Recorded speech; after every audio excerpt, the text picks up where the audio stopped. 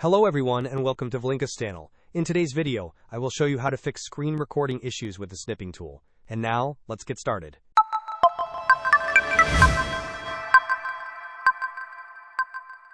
If you are experiencing problems with the screen recording feature in the snipping tool, do not worry, there are a few troubleshooting steps you can take. First, ensure you are using the correct method to access the recorder. You can launch the snipping tool by searching for it in the Windows search bar and clicking on the application. Alternatively, a quick shortcut to open the recorder is by pressing Windows plus Shift plus R. Once the snipping tool is open, you can select the area of your screen you wish to record, then click on Start.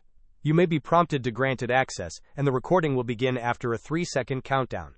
To finish your recording, click on the designated symbol once the recording is complete. If this functionality is not working as expected, we can try resetting the application. Search for the snipping tool in your Windows search bar again. This time, click on the download pointing arrow next to its name, and select App Settings. Scroll down within the App Settings until you find the option to terminate the application. Click on this button. Following that, locate and click on the Repair option.